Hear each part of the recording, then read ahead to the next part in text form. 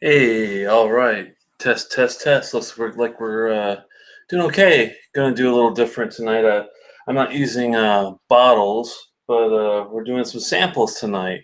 We're going to be looking at a blind tasting from a fellow whiskey fanatic. Her name's Leanne, and she is from Louisiana, which is one of my favorite states, favorite places to be. And I visited New Orleans a few times, and every time I've been, I've always had a great time. And it is probably, I'd say, the best food as far as a city that, with food. It's about the best you could pretty much get. I mean, I don't know. I mean, I've been all over the United States at least, and it's definitely got to be top notch. Hey, Sunday evening, Scotch. Good to see you. I'll talk about them too. They were the receiving end of me, and I'm on the receiving end of Lee. Sorry about that. Lee, she poured. I mean, she put some really good samples in here. Basically, the Scotch for Dummies. If you're not familiar, check out their channel. They uh, they kind of started. I mean, I was watching like some Ralphie stuff, Scotch Test Dummies, and some Whiskey in the Six, and came upon their channel. They seemed like fun guys to watch, and got to meet them and hang out a bit. And Lee and I think, kind of started similarly a couple of years ago, just kind of watching and being engaged with the program. And they eventually started Patreon, which is where you give $1, $5, whatever you can do on a monthly basis, and it gets you some extra, exclusive content and whatnot. And they had this thing where they were doing a salsa type of a swap, where you could trade different salsas. So it was more of like a Secret Santa type of thing. So everyone got a name that they would send it to, or trade it, or however they could get to it. Because some people can ship, some people can't, that type of thing.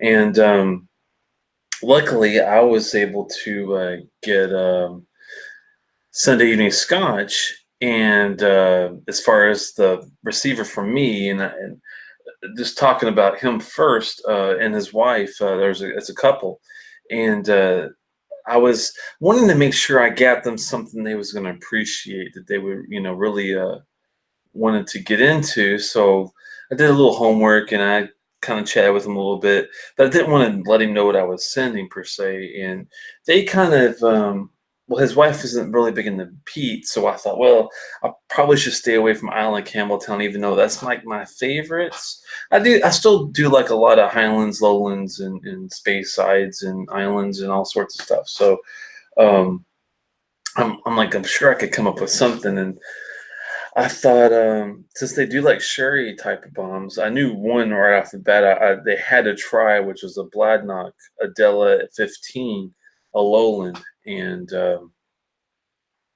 thought that would be one that would throw them off. It's really good juice. And hey, Chris Beaton and Moose, and something about my plaid underwear. I saw that, Moose. I'm not sure where you're going with that. I hope I wasn't showing my shorts earlier. Um, but yeah, the Bladnock was really good. And for a twist, I thought, well, what's something else they might not run into on a daily basis? It's hard to find. Glencaddam 13 does usually pretty well. It's an ex-bourbon. To me, it reminds me of a little bit of a Kergellicky 13. It's got kind of like that um, different profile. It's not quite just straight up ex-bourbon. It's got a little white pepper. It's got some fruit. It's got some herbals and florals in there that give it kind of a twist. It's not your typical straightforward ex-bourbon cask Highland. And then I threw my Space Side, which I believe was the Glenallachie 18, and that was a PX cask, and I believe the Adela was more of an Oloroso sherry deal. So it kind of gave them a spectrum of one Space Side, one Highland, one Lowland, and asked them to figure out which one was which. I asked them which of the years there was a 13 to 15 to 18, kind of get their juices flowing, and they had fun. Sunday said he got a he was able to figure out one of them. He knew the Glencairn 13 was a Highland, I think, and knew it was ex-bourbon at least. But was surprised by the Lowland as I was. When you think Lowland, you think like Okontoshan, Glenkinchie, real mild, basic flavors. Bladnoch is the same area, but there's nothing basic about that bottle. The Bladnoch Adela 15 is beautiful. It's very well regarded across the board with most whiskey fanatics. And do yourself a favor, seek it out. It's not widely marketed. It's not very well known, so the price is really good. Anyway, so let's get back to Miss Lee. Miss Lee did a hell of a job putting these together. She gave me 3 bottles, ABC, and she's got a nice seal on it. It's her own design, it looks like, and she likes to always end it with a sláinte y'all, which I appreciate because, Kentucky versus all y'all. That's all I'm gonna say. Anyway, so I poured these a little earlier. The sea I was having a little problem with, but I had been letting them sit out for at least 10 minutes or so. I'm feeling that's a good average to let them sit out and get some air. Cindy says we're definitely going to have to grab some Bladnoch. Thanks again, Telex. We had a blast going through those bottles. So that's cool. Yeah, we're going to take a look at 3 offerings from Scotch on the Bayou. Leanne, she sent a few. Now, she didn't give me any hints. So this is going to be a little tougher. I'm assuming they're all 3 Scotches since she goes by Scotch in the Bayou. I'm hoping that she's stuck with the Scotch. I believe that's the case. The 3 colors look really similar. I'll pull them out here and let you guys look at them as I look at them, and see what we have to go by. Now, in A, this is one of the lighter ones, it looks like. It's got a nice, just a real, I call it a golden straw kind of a color. I'm assuming A doesn't have any sherry influence, just going by the color, but we know what that does. Sometimes you just can't go by the color. She's going to give me hints live. Interesting. That could be interesting. All right. But not until I ask for one, if you don't mind, because I might be able to figure this out without a lot of help, hopefully. But I have done a couple blind tastings before with help, and sometimes it's still a challenge, depending on how much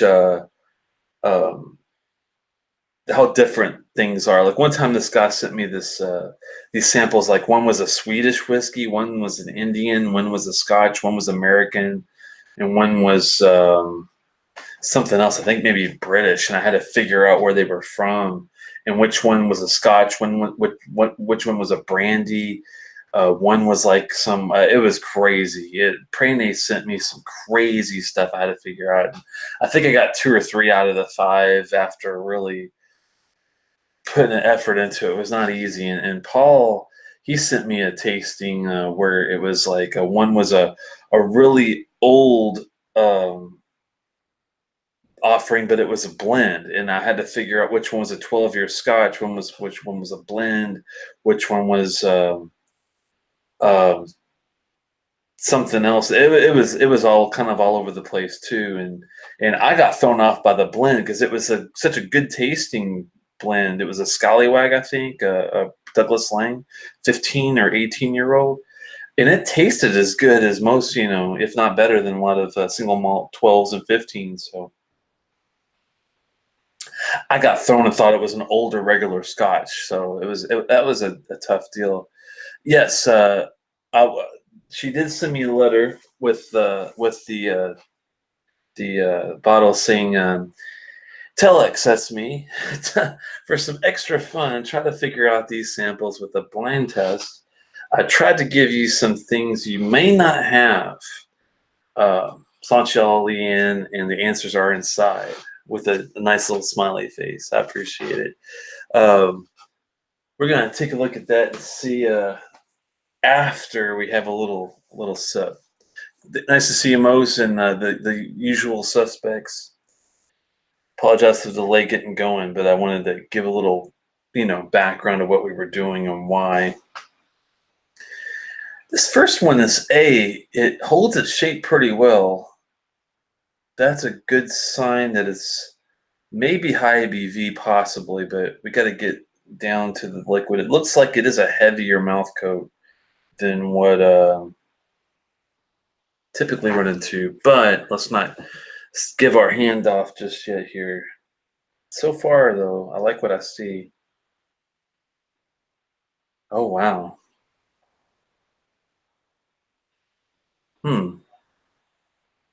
It's a nice, pleasant nose. Fruits and florals right off the bat. A nice mixture of two, not one too much, one or the other. Oh, wow. It's definitely your lighter fruits, like your white grapes.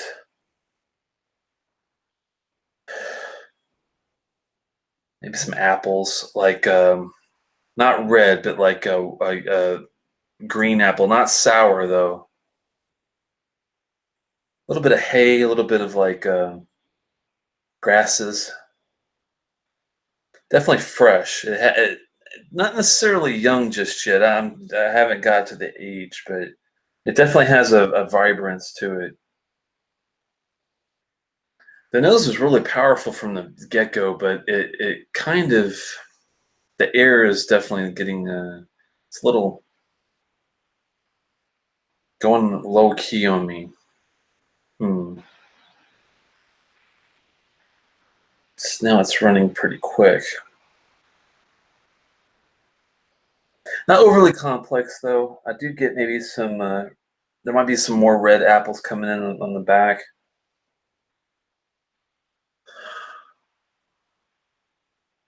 I think I'm getting some ginger in there. Hey, Dram, good to see you. It's settling into almost like a. I'm not sure if I'm gonna go as far as tea, but more of a savory note. I'm trying to think of what it is. Maybe like a sourdough, slightly savory, but really still the nice sweet apple and pear is still there too. Hmm. No, I think this is a little too thick for a Glengoyne, but I could be wrong. I'm just going by nose so far. That's pretty pleasant, actually. I'm thinking maybe a Glengrant or something, but that's just a guess. Hmm. Let's see what we get on the taste. See if it's get a little bit of like golden raisins in there too. It's not crazy complex, but it's not boring either. It's kind of like in the middle. Hmm.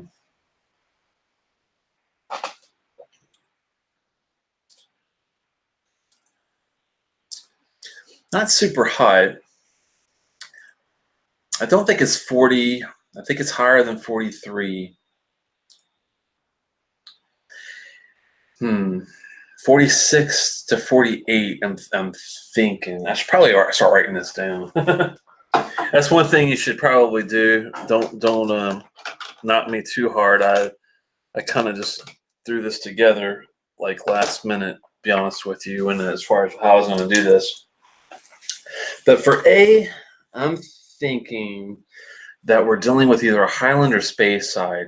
It's tough to pick between the two because it's very fruit forward, fruit forward. I can't even say that concept.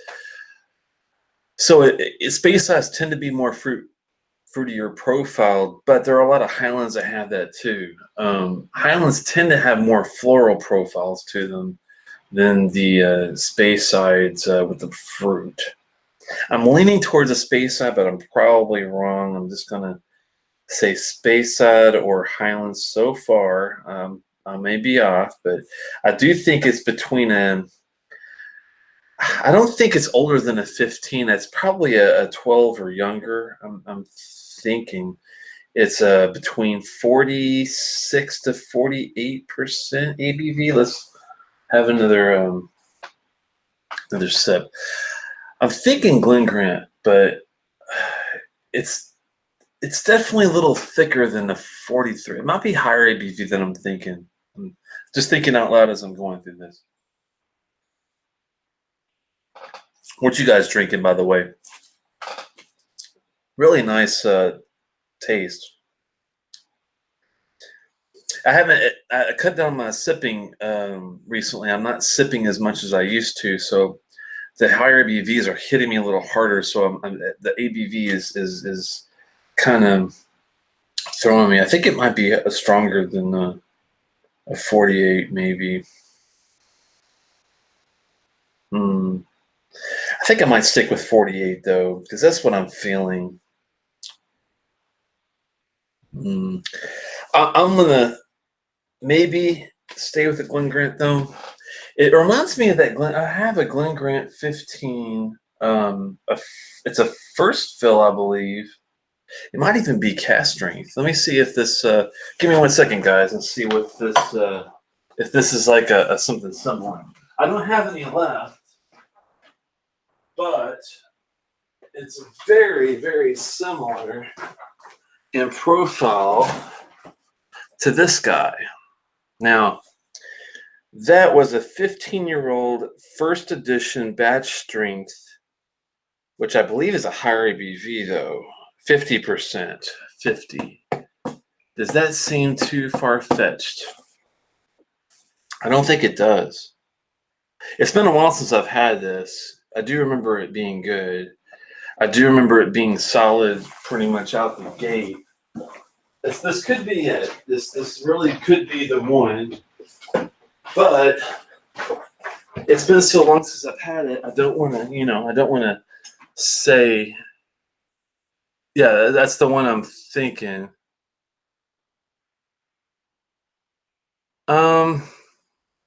It reminds me of it.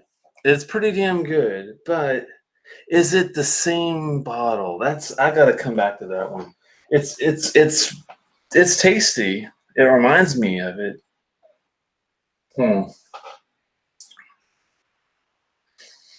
I think this has got to be between 48 and 50. That's my catch. I think I might stick to that. So let's say we're thinking 48 to 50, so 50-ish. I think it's I think the Glen Grant is a Highland too, right? Or is that Speyside? I can't remember which ones.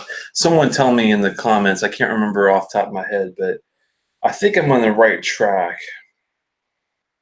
of that one. So we'll come back to that. No hints just yet. Lisa, that 15 is great. Did a review on her blog. I wonder if it's the same one. It's been a while. You have had a dram of this, Mark JG. Okay, well we'll come back to that. It's very tasty, very fruity. Has some nice florals. Perfect, strong character. I do like it. So let's move on to B.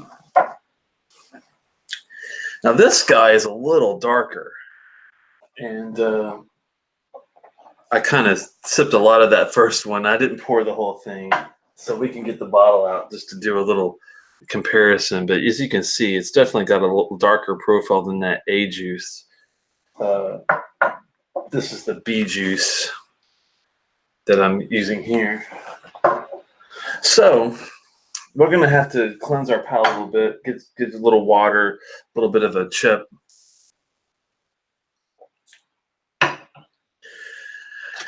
I love doing these. It's always fun to figure out, even if you've had something before, if it reminds you of something or has a really similar profile, it's fun. One thing I've heard is Quinta Raban, I think, has a 14-year-old, a new version now that just came out recently. I'd love to try it. Has anyone had the new 14-year-old version of the Quinta Raban? I'm wondering if it's as good as the 12, because I do like the 12. Very good with the Speyside. Okay. Thanks, Chris. I think that's what I'm gonna stick with at that, but I'm gonna come back. Sorry in front of you guys, but you know how it goes.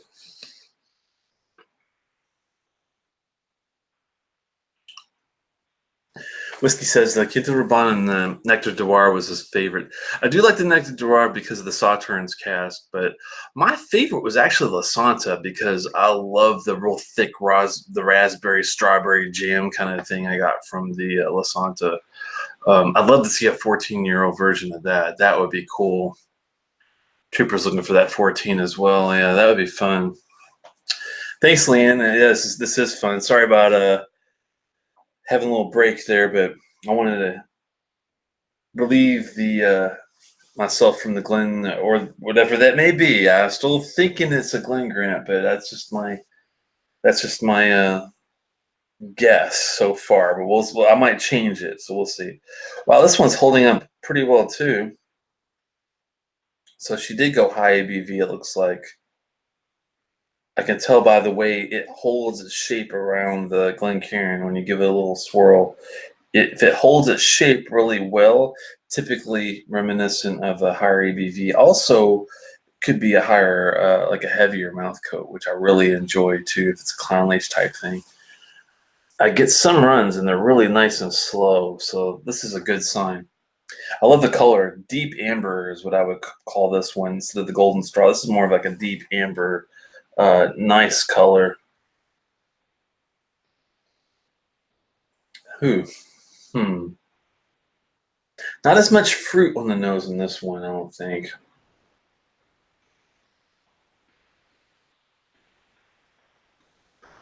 Is that sherry? Hmm. Lasana had a lower ABV than it got bone. I think it depends on where you got it there, Whiskey Ace. I had a version, I think that was 46, and there was some that were 43, or it was a 43 versus 40.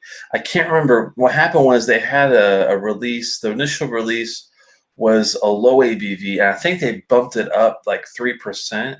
And I think those bottles did a lot better, or it was vice versa. Older ones were higher ABV, and they dropped it, and the older ones were better. It's one of the two. I can't remember which one it is, but I do remember with the La Santa, there was some sort of weird thing where I'm not sure if it's a British versus American thing, but some are 40 and some are 43, or some are 43 and some are 46. I can't remember which one it is, but yeah, either way, you can't go wrong. The only Glenmorangie that I never really got into was the basic core juice, only because it doesn't really have a lot of influence on the cask influences there, like the other stuff in the core. Being a 10, it's younger. It is a cheaper buy, if you just want a nice, entry level basic Scotch. I'm sure it's great, but for me and my palate, I just did not get into the tin very much. But that said, the La Santa, Kids Raban, the Dwar, and a lot of their private sippings like Astar, Spias, um, Milchon, Tusail, all those guys, Signet, of course. I mean, those ours are a really nice treat. Whiskey Ace is right, man. That Sauterne, I love Sauterne. I never had a bad Sauternes offering that I can think of. Anybody can think? Can you think of any bad Sauternes cask offering that you were like, kind of like, this isn't what I want? Because I've had Kilholmans, I've had a Glenlivet, Glenfiddich's got a Sauternes, I think. I've had it another. Chris has never had a Glenmorangie. Wow. Um, there's some good stuff out there. Edgedower Sauternes. That would be one I'd love to try. I had the Edgedower Balakin, which was that was a PX Sherry, I think, Oloroso. This was the Balakin I had. It is really, really good. It was heavily peated Oloroso sherry butts, man. This was awesome. I killed that sucker pretty damn quickly, unfortunately. But it's definitely Edgedower is definitely on the list. Hey, Scotch for Dummies, good to see you guys. Well,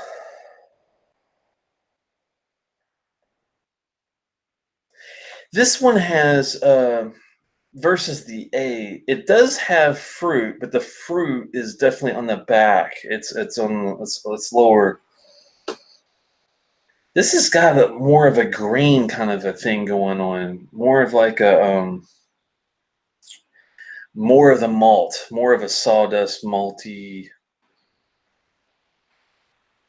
I'm trying to find that maritime brine. I think that might have a little. I think it might have a little bit of that maritime thing going on, Pulteney style kind of. Not calling it a Pulteney yet, but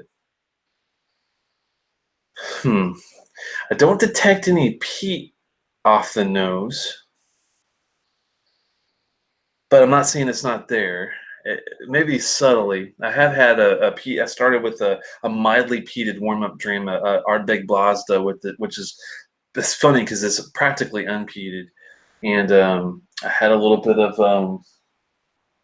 what was the other one I warmed up with? The Glenlivet 11 Scotch Malt Whisky Society bottle that just got released, a dram of all seasons. Been enjoying that one. I'll do a little review on that hopefully next time. This, even though there's fruit, it's more of a. This has got more of a pastry sweetness. This one has character of more of the sugar, confection sugar kind of thing, powdered sugar. I mean, there's some apple and pear in there, but it's very light. I'm trying to determine if there's any sherry in this. For the color, I'm surprised I'm not really getting it off the nose, but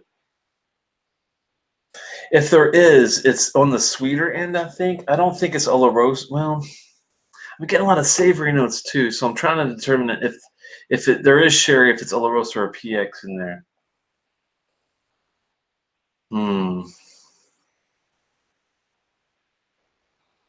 Let's go for a taste because it's really hard to determine off just the nose alone. It's got some more savory notes, like a Mortlock kind of thing going on in it, or like Pulteney maybe.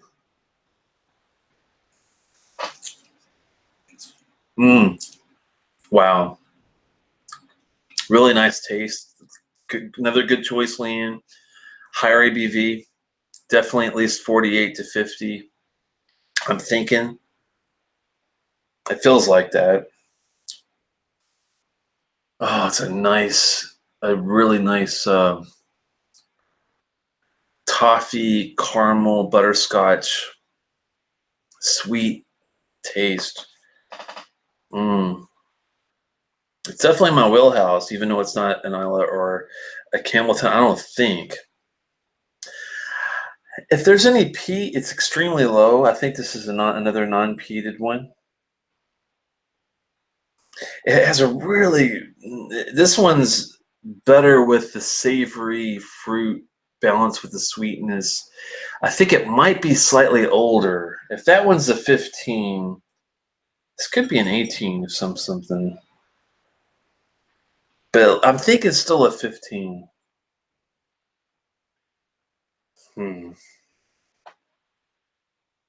This reminds me of like an old Pulteney, the classic 17. Has some tropical stuff going on in there. It's got the maritime going on, I think. It's a lot of sweetness, though. This is more space sidey, I think, than the first one, but the fruit's not there. It's just a really nice Highland. Don't think it's a lowland.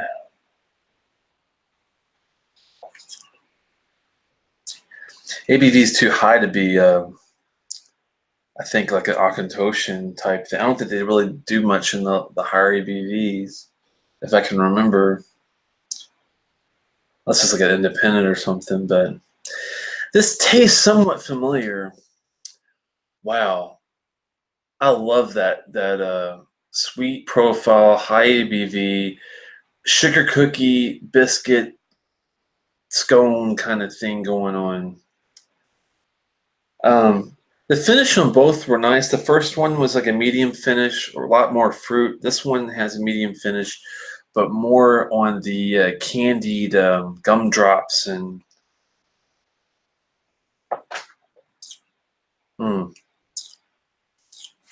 need a little water. Trying to think. On the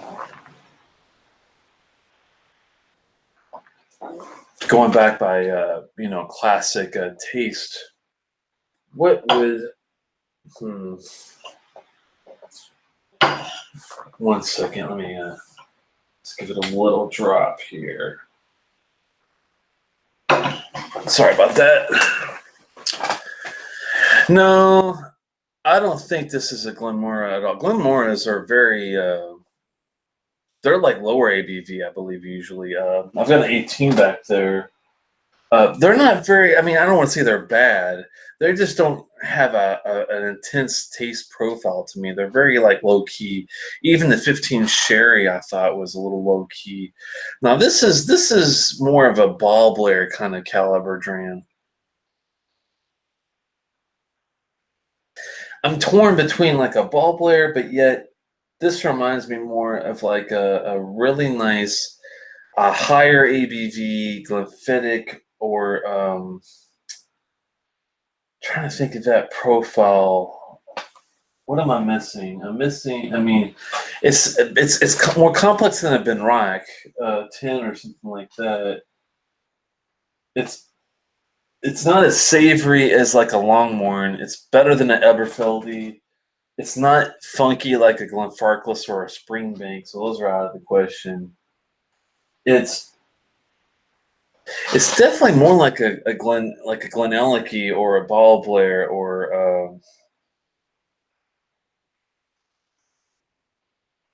there's fruit in there, but it's got some spice going on at the same time.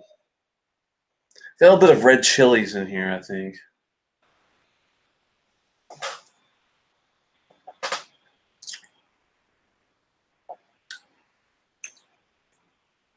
Wow, it's definitely has a hotness to it. I think it's like 48 or 50% as well. I'm trying to think of. It reminds me of a Ball Blair, but it's so much more intense. And I don't think Ball Blair does a lot of cast strength type of 48, 50% whiskey, does it? Who does? Who does a nice, thick? I mean, I've had this before. I even want to think somewhere. It tastes so familiar.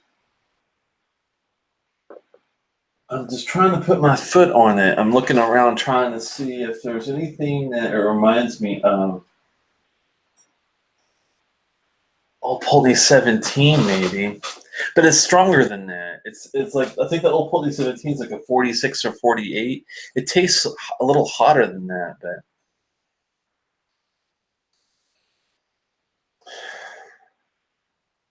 I'm not sure if I'd go as strong as like a dark brown sugar thing in this one, but it's got some nice thick syrupy stuff going on.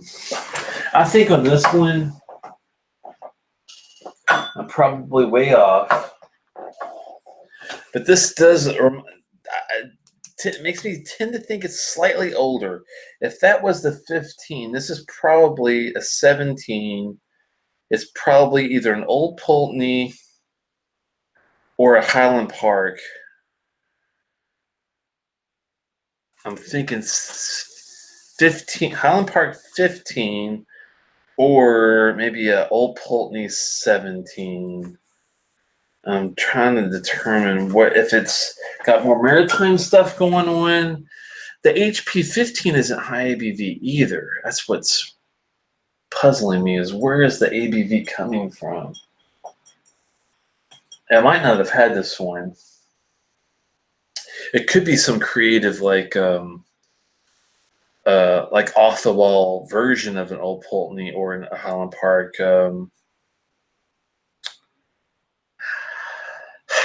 I'm leaning towards more HP because I don't think I'm getting a lot of maritime briny stuff as I usually get in an Old Pulteney.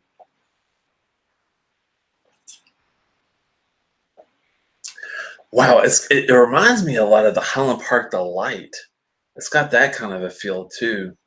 Wow, if she said that, God glory to her. I had a, I had a, I had a, I had that sip at an expo recently, and I'm thinking that it reminds me a lot of that caliber. I mean, it's good, but does it have the 17-year-old age? That's why I'm fighting between the Old Pulteney 17 and an HP 15 or an HP the Light. Damn. I'm leaning towards the Light because it's man, it's good, and I've only had it once. It was a glimpse of it, and I already had a few drams by that time. So I'm not even sure if I got a good taste appreciation for it. It reminds me a lot of this. So I think I'm going to stick with Holland Park the Light. I don't know the eight. Let's do a little of our own cheating here. And Lee said she never said I couldn't look up anything. So how about that? Don't hate me, Lee. I hope I'm not cheating too much. Let's use distiller.com and let's just put in Highland Park the Light. Now that sucker is a 17-year-old. Let's see. The Light is a 17-year-old single malt aged American oak and is follow-up to the previous release, The Dark, which The Dark is awesome. If you never had it, you got to get it. It's a little pricey though, so be wary on prices. If you spend more than $300, you're spending too much on it. The Light is meant to represent the spring and summer ends on Orkney, while the Dark represents the fall and winter. The single malt is packaged in a pale green bottle and serpent dragon reflecting of the roots, blah, blah, blah. Okay, 52.9 ABV and limited to 28,000 worldwide. So we're doing American oak, 52.9%, which tastes extremely close to what I'm tasting. So even if I'm off, I think I have a pretty good guess on this one. So she'll probably be like, dude, you're so off. It's not funny. But I'm going to stick with my guns. And I really remember that being enjoyable. So I'm going to. Hell, he says if you spend it 100, that's too much. Well, you know, I will agree that I think some of the Highland Park prices are a little too high for when you get to like the Odins and the Thors, the Lights, the Darks, the freaking. Think of a Viking and put a name on it. I think that's when you get to the too high. The fire and ice stuff. I mean, 17-year-old whiskey is worthwhile, and the cast strength is worthwhile. But you know, once you get above 250, $300, man, it's a little much. And some of those are like pushing four. I think Odin and Thor were like $400 or $500 at some point. I'm like, whoa, way too much. Hey, Swami, good to see you. We're doing a little blind tasting here, and I just did the second one. I think we're going to stick with that unless I don't think it's the 18, but I could be wrong. I don't think it's that old, but watch me be off, but we'll see. All right, so let's go to C, and it is about the same darkness, I think, as the B, maybe even darker. Look at that puppy. That's pretty dark, but we don't know what she put in here. It could be anything. It could be, you know, Bindu from Space Side Distillery. That's that's a joke, actually. The uh-oh, that's divorce material. What happened? What happened, Chris? What did I do? Uh-oh. No, it's good to see you, man. I didn't know you were already here. I missed a lot of you guys coming in. Whoa. Whoa. This is like this is like if you're fighting Mike Tyson, instead of the dynamite punch, it gives you a left cross, a left hook, and like right in the rib cage, and just knocks your ass like to the side a little bit just to make sure you're awake. That's what this is. This has got some funk to it. I like it. I've got a big smile on my face. Leanne, you've done great so far. I hope I'm doing this justice. Oh man, this has got some funky stuff. A little bit of sulfur. I like it though. When you think about this kind of dram, you're thinking Glenturret, Ben Nevis. Bowmore Darkest 15 kind of has a little bit of that, but this is not what this is. This is definitely going to be either a Glenturret, a Ben Nevis. Macallan's sometimes do have a really nice little sulfur kind of a feel to it. Springbanks have a little funk to it. It's like a donkey punch to the far pots. There you go, man. Oh, the shirt. He didn't like my shirt. Sorry, Chris. Yeah, this is I'm a Louisville fan. I'm a Kentucky fan. So when you move away, see, they give you a pass. You can root for either team. So that's how I roll. When I was younger, I was always a U of L fan. But when I moved away, I root for both when I get a chance. No, this is not going to be a 12. This is a little stronger than that. I'm not even saying it's Macallan yet. I'm just saying that it's got some very nice sulfuric properties to it.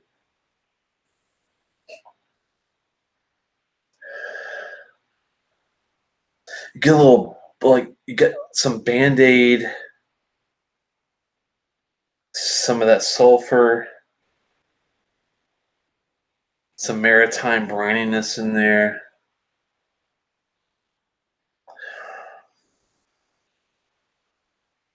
Hmm.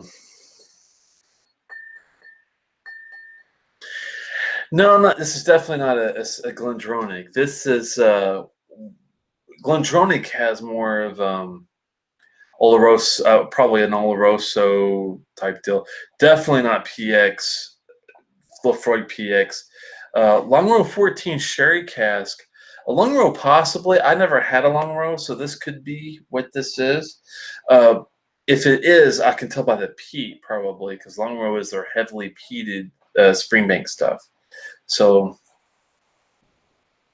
I'm not detecting it on the nose. So if this is going to be a Long Row, I'd be surprised because this is. It's got some grapes, like red grapes, Concord grapes, kind of a blend.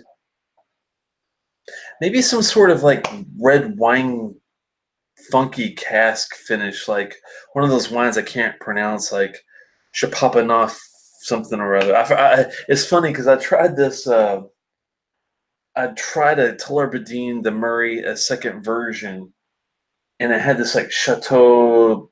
I can't even remember the name of it. No poof, not Pepe. Um, some weird cask, and it was good, but it was something completely different than I've ever had. And I never had a Long Row Swami, believe it or not. I love Springbank. I've had a Hazelburn. Wasn't really too into it, but it was the Barolo cask. I had probably just a bad, selection. I'm definitely going to try another Hazelburn. Maybe one of the Oloroso 13s or something. But never tried a Long Row yet. It's definitely on my to-do list. Yeah, Chateau Pouf. Chateau de Pouf Pouf or something like that, man. I can't do it justice.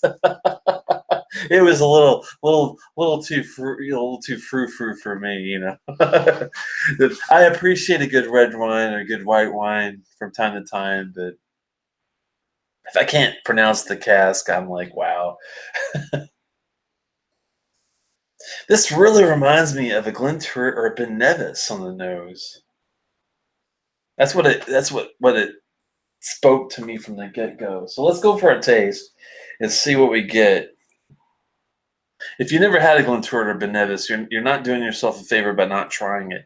Be adventurous. Get your Ben Nevis 10, get your Glenturret 10, or some independent bottling from an independent bottler that you trust, and go with it because these guys are really good.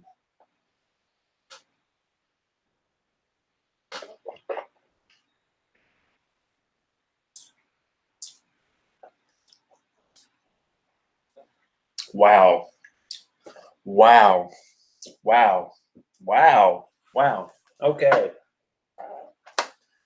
Wow, Leanne, that's quite a taste, man. That's like a freaking wow. Oh, a Glendullan. That's another one I had that had kind of that funkiness. This is a little more complex. This is a higher ABV. It's right at 48 to 50%, I'm thinking. Wow. I'm thinking it's at least 15 or if not older. Wow, 29-year-old Glen Turret, man.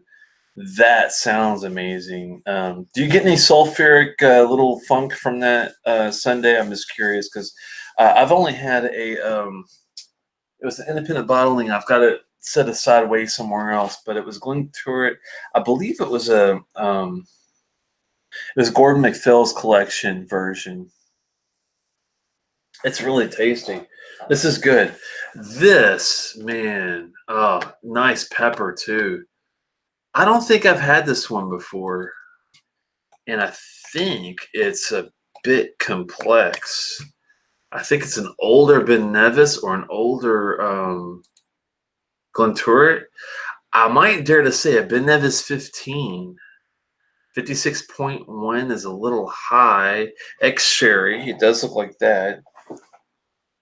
I'm going by just by what I think. Have a good one, Swami. No, not on that one. Don't no telex, no sulfur. Interesting. Yeah, the one I had was a Gordon MacPhail's. I think it was 11 or I can't remember the year on it, but it was tasty and it had a nice little Benevisi matchstick funk to it.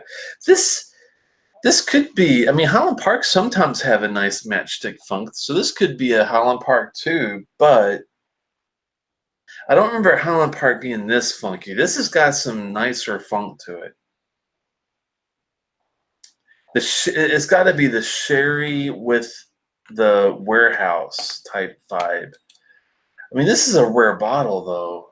I know that Soba didn't. This guy Soba didn't like it. He thought it was sour, but if you like a bit of that, and it doesn't taste that hot. And he says, well, on the good side, it didn't taste like 56.1, but he thought it had like a weird flavor, rubber tainted, almost sour cherries. He thought the cask was stuffed. Wow, I'm surprised he didn't enjoy it. But I've had the Benevis 10 and loved it. This reminds me of a Benevis. If I could envision what a 15 would be, 1998 is an old one though. This is probably tough to find. I don't know if Leanne would have her hands on something like that. Could be wrong, but this has definitely got that kind of type of funk going on to it. Let me go back and see if there's any other Benevises that would be. I mean, it could be an independent version, but um, I don't know if she would go as high as a 26 year or a 20 year, 24, that kind of thing. I really doubt it. So I'm thinking that this could, wow, nice little funkiness to it. Got some like nice milk chocolate slash dark chocolate on the finish.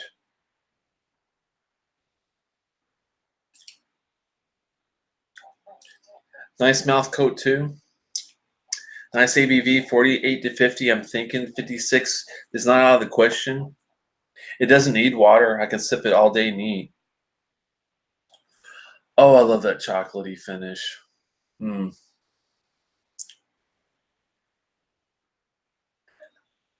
My and I like the if that is the light, I do like it a lot. This is this is just as good, if not better. I mean, this is definitely up there too. Wow. I'm probably so far off it's not funny. But I'm gonna mark it as C. I'm gonna man, if it's a Glen Turret, I'm gonna feel like robbed, but I'm gonna lean towards Ben Nevis and I'm gonna think at 15. Um, I'm not going to quote 98 being the deal. I'm going to say it's probably some form I've been in Nevis, and I'm thinking it's around a 15. And if it is that 15, that specifically 56 point whatever, I would not be surprised because this does have a little hotness to it, but it doesn't taste overly hot. So let's look and see if we are anywhere near what she put. I really appreciate you putting this together for me, Lee. It's been awesome. She has a nice card. Check her out. She does a blog, and it's scotchinthebayou.com. And if you need to write to her, it's scotchinthebayou@gmail.com as well. And she's on Facebook and Pinterest and Instagram, it looks like. Very well done. I love that card. That's something I needed to take time to put together as a nice little card. Oh, she's got like a watercolor or something going on here. This is a little different. I'll show it to you guys in a second once I figure out what the deal is here. Oh, wow. Oh, wow. These are much different than I anticipated. Nice. Wow. Okay. Wow. Okay. Let me get to that in a second here. So, oh, it's Louisiana. Cool. It's like a watercolor of or some sort of, I'm not sure if it's oil. It might be oil. It's like an oil acrylic or something of Louisiana. That's pretty cool. At first, I honestly didn't know what it was until I looked at it, and I'm like, oh, that makes sense. Wow, Telex, hope you enjoy your samples and the jambalaya. She actually did send me some nice jambalaya that I'm going to talk my wife into hopefully simmering up for me. I love a good jambalaya and roux and all that stuff. A was a Dalmore by Alexander Murray, which I am familiar with the independent bottling. A 15-year, in 1999, 55.6 ABV of oak casks, non-chill filtered. That was the first one, the A. And I think Dalmore is a Highland, isn't it? So I did call that at least, I think. Yeah. Not quite familiar with that particular bottle. Let me see if I can find it. 99, 15-year. Was that the one? Yep. I found it. I have not had this one. I'm just looking at similar notes on it. A couple friends have tried it as well. Seems to rate pretty well, and it had a lot of great fruit on it. It really reminded me a lot of a Glen Grant, surprisingly.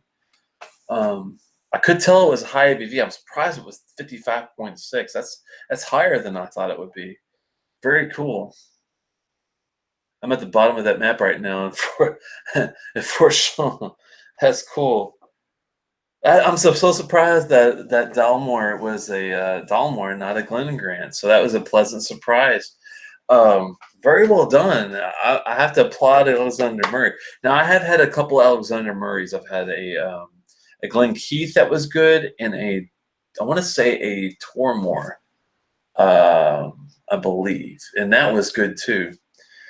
So not completely surprised, but surprised a little bit by the distillery and the ABV.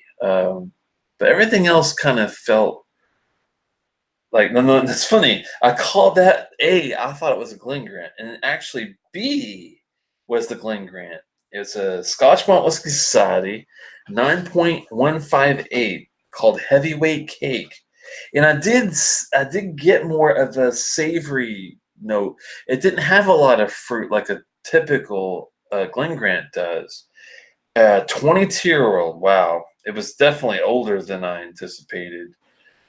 First fill hogshead and Oloroso sherry on that B. I did get the sherry notes. I thought it was more of like a Highland Park the light. But 22-year-old, 17, that's not that far off.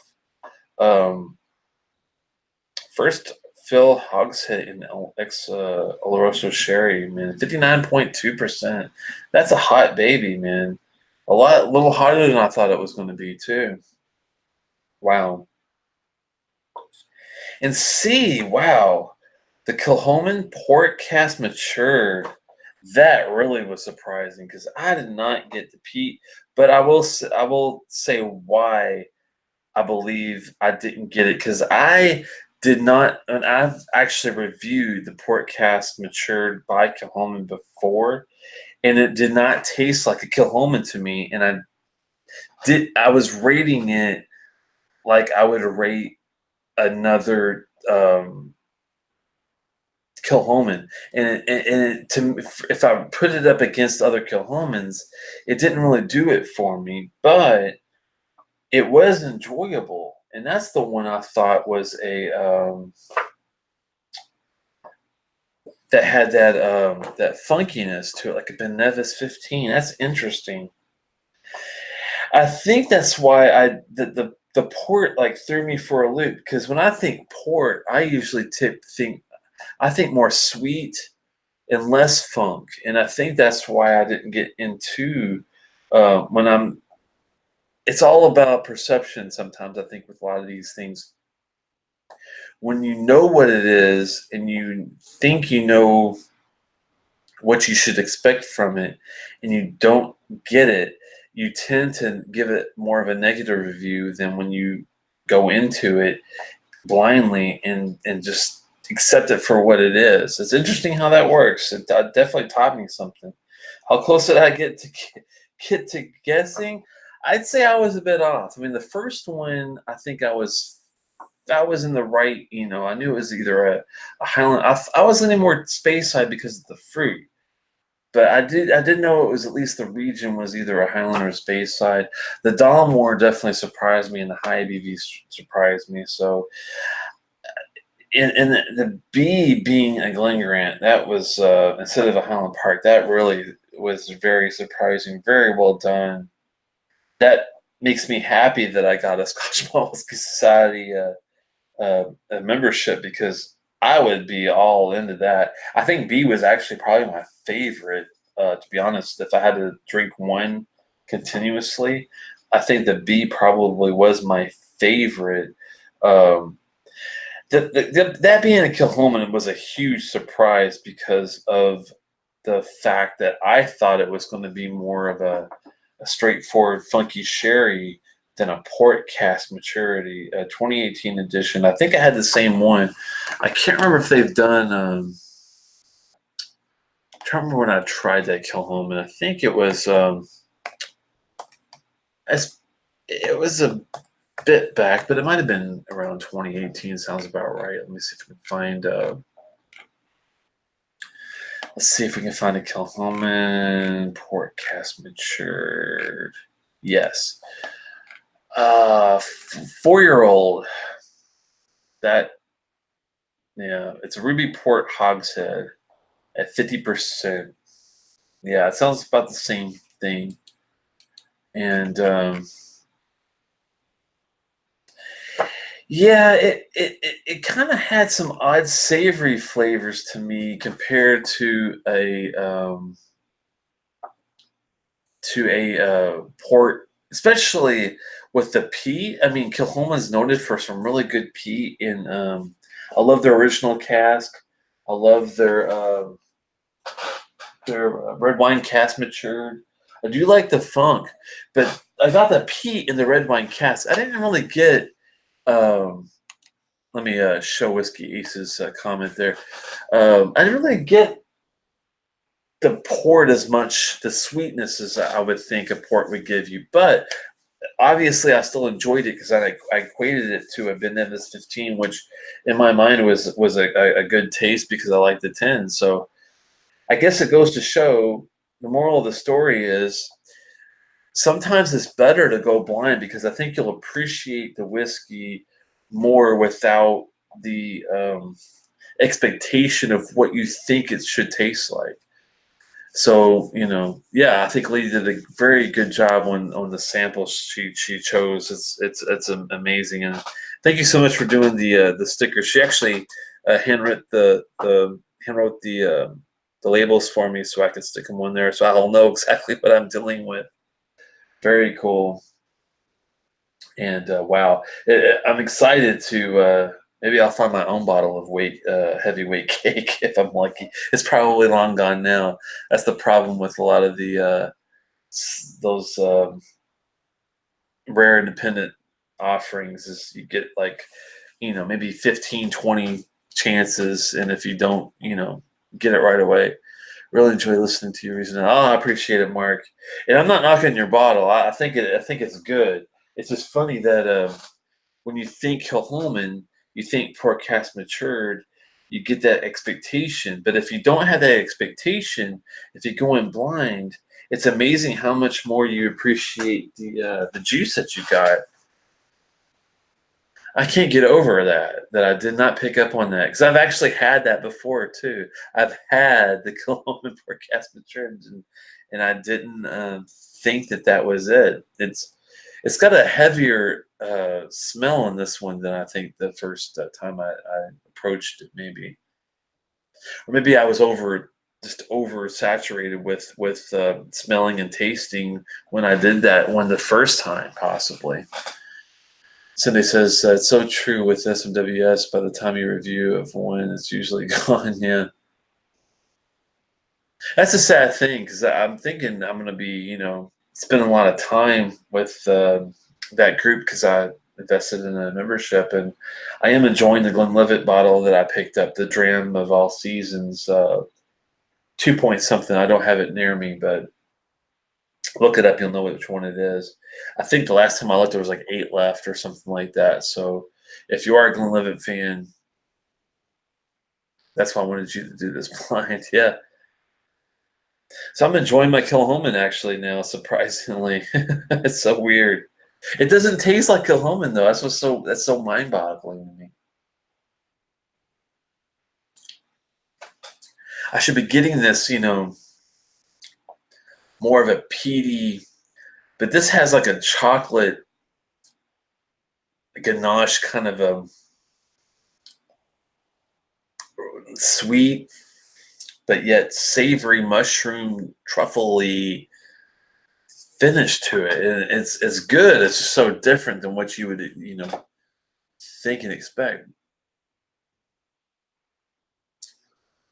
Oh, hey Ben, good to see you, man. That one I had from you guys recently is really good. I haven't done a review on it yet, but it's the Dram of All Seasons. I believe that might be right, 2111. Let me look it up and see. I think they already have it on Distiller, probably. I'd be surprised if they didn't. Maybe they don't. All right. Well, let's just look it up on your all's. We'll just Google it. I'm sure we'll find it. Dram of All Seasons. No, but the one she sent me was a different. It was the heavyweight cake one. I'm just talking about. I'll be focused on. Yeah, this is 8. I'm sorry, this is 21111. Yep, you're right. That's the one. Very good, very well done. But no, she sent me the heavyweight cake, and that was a surprise. That's the one that I thought was a. I compared the heavyweight cake to the Highland Park Light. That's what it reminded me of a lot. I was trying to figure out blindly what it was, and to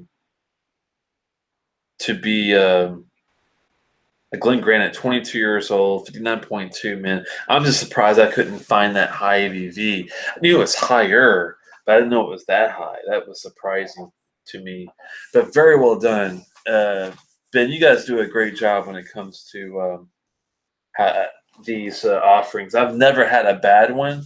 I've never had a letdown. I've had a 3-year-old Eden Mill, thought it was great. I've had a very young Linkwood, thought it was great, and I'm not even a huge Linkwood fan. And that Dalmore that she sent, that one was surprising too. That was Alexander Murray. That was another surprising independent bottling. So it goes to show, just because you don't like a distillery as well, don't think you're never going to find a bottle by that distillery in an independent offering that you're not going to like, because I'm not a huge regular Bowmore or Dalmore fan, but both of the Scotch Malt Whisky Society bottlings I've had are definitely the top of the line representations of those distilleries. And it's a shame that the distillery can't get to that level of an offering on their own. No chill filtering, no coloring, high ABV cask strength. Give it to me natural, out of the cask. That's all I ask. I'm not asking for much. And I'm really glad that Sunday had a good time with the ones that salsa I sent, and hopefully he'll be up. Hey, Sunday, do you do shows? If you do shows, did you do any recording of that um, or anything? I'm just curious. If you don't, something to maybe look into at some point. If you guys, especially if you're a husband and wife team, a lot of people like to see both sides to that. You can ask Iowa Ski Wines, I'm sure, about that. He says, by the way, Ben, since you're here, here's another shout out for the Know Your Roots series over on Instagram. Those have been a great read. Know Your Roots. I have seen a couple of those. I think Dram Dude from California had had one recently. I don't do shows yet, but I've got a very active Instagram. I'll be posting some reviews. Oh, okay, cool. Yeah, let me know what you think of those 3 bottles. I'm just curious. I know you didn't have a whole lot to work with, but hopefully you have enough to at least give your interpretation of what you got out of it. I hope you liked that Glenelg 18 too. I thought it was actually pretty well done for a PX slash bourbon, um, higher aged, decent ABV. Pretty good representation, I think, of the distillery. I like the fact that they're new and doing something new and well done. So I just can't get over that Kilhoman podcast mature being what it is. It's just so funny how you get these expectations of these distilleries. 'Cause I love Kilhoman. I've had numerous bottles. These are my favorites. Uh, there's 6 of them here. This is the one that I just did not really get into from the sample, but I don't know. It's just weird. I guess the lack of peat is what really was a letdown to me when I thought about Kilhoman. Now, if I don't have that peat expectation, obviously, I don't need it. It's kind of funny how that works. Really well done. Yeah, I'm looking forward to getting some more Ben. I'm gonna be looking at. Hopefully, you guys have a Glenfarclas bottle. And whatever you have for number 3, distillery number 3 is one I'll be looking for. So 1 and 3 are on my to-do list right away. Sunday says he loved the Glenelg. Those were all great, super great choices all around. Oh, okay, cool. I was hoping that none of them were like a letdown, where you're like, oh, this is not really what we are into. So I'm glad that it worked out, because I'm just hoping I could find something. You guys, have you already had a Glenelg's, Bladnoch, and Glencadam's before, or were those all 3 new distilleries to you? I was curious what you thought. If they were intros of those distilleries to you, were they what you expected of those, or were they completely new to you and you didn't have any expectations? Trooper says port wine cast finishes. It is. It's just hard to me. For me, I very rarely ever get into a port wine cask finish that I enjoy. The very few exceptions have been the Lafroigs. I love the Berdier, and I love the Carriages 2013 Portwood. Those 2 were great, well done port cask finish. The other ones I've had, like the Springbank 19, I had a port cask finish that was well done. But the Glendronach the peated port, it took 45 minutes to open up. It just wasn't doing it for me. The Kilhoman port cask mature, it didn't have enough peat for me, balance things. There have been some other ones that were just not my cup of tea, but without knowing it's an Isla, it's actually a good taste. As you can tell, that I've already drank most of the offering here. All you got to do is close your eyes and think it's a Bun Nevis, and you'll be happy. That's so crazy to say, but the funny thing is, is it tastes older than I expected it to be too. The Kilchoman Port Cask Matured is only 4 years old, I believe. Let me go back and take a quick look. I believe it's only a 4-year-old. Kilchoman Port. 2018 edition. That's NAS, okay. Excuse me, the new one, or is that an old one? They have one listed here as just straightforward Kilchoman Port Cask Matured at 4 years old, 50% ABV, and they have one labeled as 2018. I think that's the same thing, though. Pretty sure. Looks like it's the same bottle. So I'm thinking it's a 4-year, and they actually got away with making it taste older. So I got to give them credit there, too. So even though I might have butchered the review, Kilchoman, don't hate me, because on a blind review, I liked it more. It's young if it's only 4. I'm not sure if it's a misprint. I'm going by what I see on Distiller. They have 2 entries. One's labeled as Port Cask Matured 2018 edition with the NAS, which is what I would think. And someone just put it in there on the side. Looks like it was requested by my friend Prane, and he labeled it as a 4. So maybe on the bottle it's labeled as 4. Maybe they're upfront about the age on it, which is surprising, but I wouldn't doubt Kilchoman. They're pretty good about being upfront with their whiskey, and that's the only one that threw me for a loop. I love everything else I've tasted. I'm not really all that into the 100% Isla stuff, only because it's not my wheelhouse, but everything else has been spot on, great.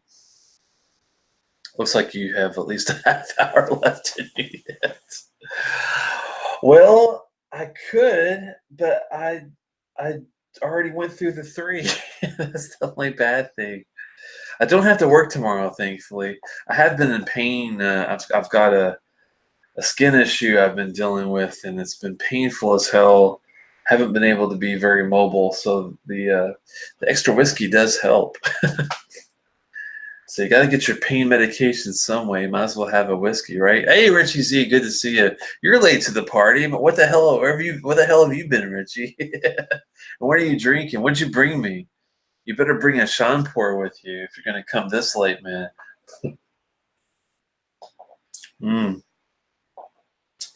That's tasty, though. I'm gonna have to label that. I might have to pour me a little more of something. Next time, we're going to take a look at a Daft Mill, I believe. And it's a new release. It's a new distillery or new. If it's not new distillery, it's new make. They're doing an inaugural release. I've got a winter release, a recent one that I like to take and have a little try of, and maybe do that SMWS bottle. But I might do another bottle. I might see my SMWS bottles like for their own show, and do the Daft Mill, maybe with something else, maybe like a Port Dundas or a Canvas or something else just off the wall. I'll figure out something, but that's the goal. What should I pour more of? That first one, that Dalmore, or that be the Glen Grant? Both good. I'm just amazed. I think I might have a little more of that Dalmore because it was a nice, real fruity take. But I really do like that Glen Grant. Well, in Ben's honor, since he's here, let's have more of that Glen Grant, I think. That's B. Pour me a little bit more of that. How did I get them? Well, I on the one that I only have one official bottling so far.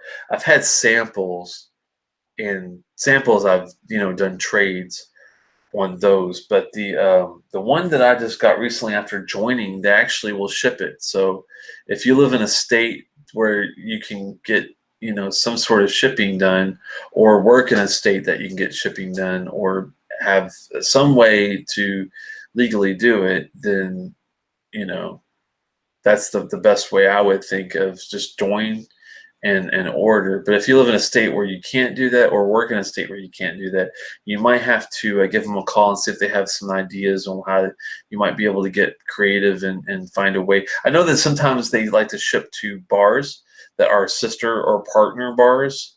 There's Jack Rose in DC is a good example of that. I know they have some even all the way up in Alberta, where my buddy Daniel up in Moose Jaw, I'm not sure if he's around, but he he even can get bottles sent up there. So if you can get one in Moose Jaw, Alberta, you can get one in Severna Park, Maryland. You probably can get one where you are to an extent, I would think.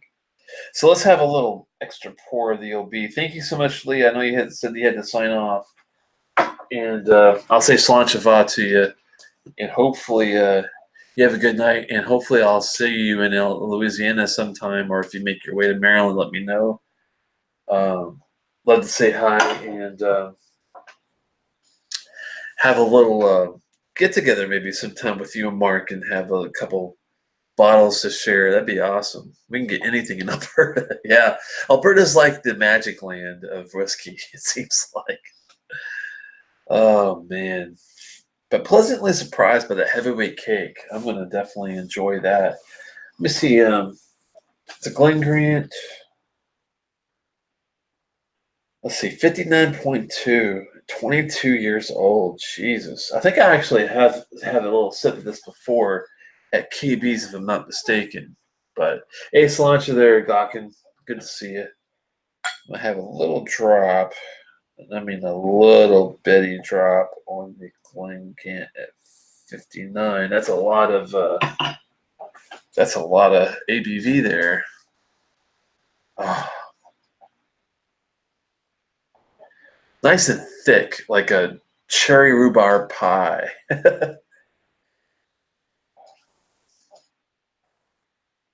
Has some twang going on, but really nice, well-rounded, balanced. Mm.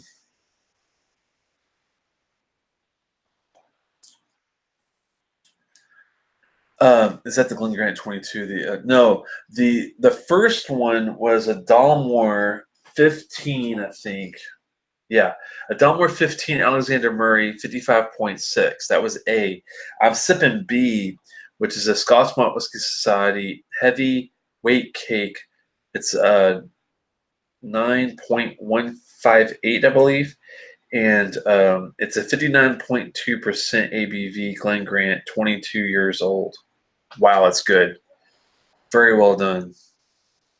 Might have to put some more hair in your chest. Yeah, it's tasty, man.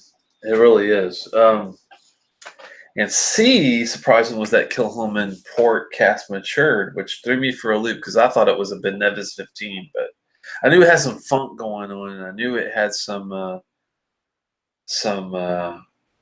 twist, but it did not have the peat because I would have called it. I would have called it Isla from the get go if I could detect the peat in that one. But port casks are their own. They're like in their own realm.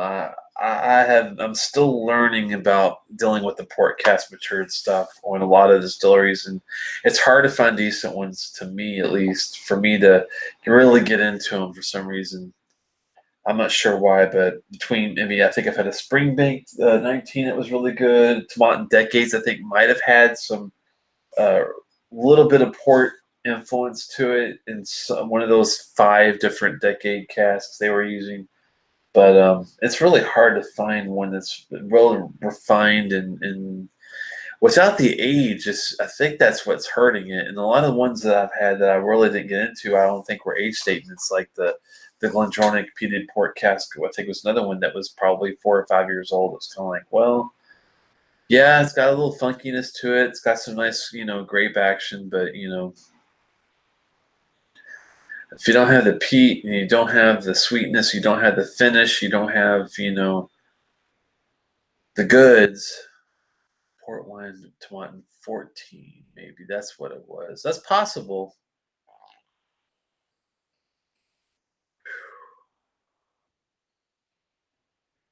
This is a nice night. It's probably my favorite, I think, of the 3.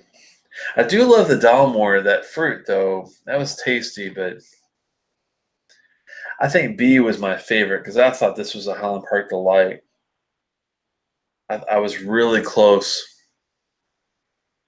Have you had port wine on its own? Once you've had it, you get those port finishes a lot better. Yeah, that's one thing. I think I've had it maybe only once or twice my entire life. I never was a big a wine dessert, drinker. I do like my Merlots and Cabernet Sauvignons and Pinot Noirs and things like that. And I do like some whites. I like some Chardonnays and Rieslings. Not really big in the Riesling though. A little too. Eh. Uh, Pinot Grigios. I like. I've had a lot of different types, but the ports I never really. I think I might have had once or twice. So maybe that's what. I think you're right. Maybe the experience of just dealing with it over time is not there yet. Once you've tasted it on the side pure form for a while, maybe it helps get into the more the whiskey deals. But I think I get it. I just think I'm pretty picky, like because Lafroigs, both the Bordeaux and the port wine, the Carriages 2013, those are so damn good. I love it. I could drink that stuff every other day. But the peat is there with it. See, I think that's the difference. I like a port wine finish when the peat arrives, when it's there, when it's up in your face. That I appreciate. The port wine on its own, without really anything else, is a tougher sell. Especially if it's a Isla distillery that is known for its peat. But I will admit, with a blind tasting, evidently I put it in the same realm as a Glenturret or a Ben Nevis, and I appreciate it. So there you go. So it's all about expectation, I think, and perception is the problem with a lot of this stuff. But the cool thing is for B, I liked it no matter how I got into it, what it was, it was definitely well done from the beginning. Yeah, most says it's either good or bad. Yeah, very polarizing with the port, especially. The other stuff I think is easier to get into. Marsala stuff, Amontillado Sherry, PX, uh, the some of those off the walls, like red wine finishes. Those are easier to accept, I guess, for some reason. Burgundy finishes, uh, even some of the wacky Barolo, Bordeaux, those, I think they're easier to accept than the ports for some reason. Ports are just, I don't know. I guess maybe the hogshead, the real in your face thickness, maybe that's what they were going for. And Muscatel, that's one thing. I don't think I've had a, I'm trying to remember if I had a Muscatel finish before. Hmm, it's a tough one.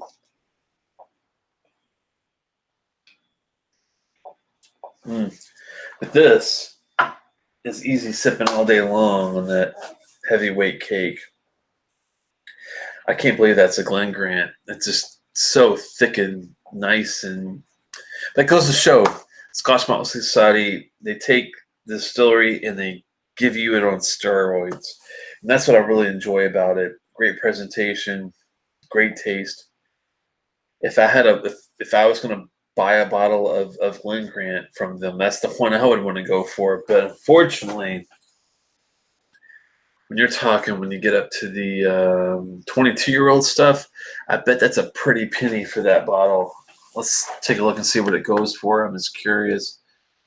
I'm afraid to look. To be honest with you, Scotch Malt Whisky Society, and we're gonna go Glen Grant, 22. What is this? I'll just put the number in 9.158. 9.158. That's got to be a pricey one. That's an archived. You probably don't even have it anymore. 9.158. Let's do a find.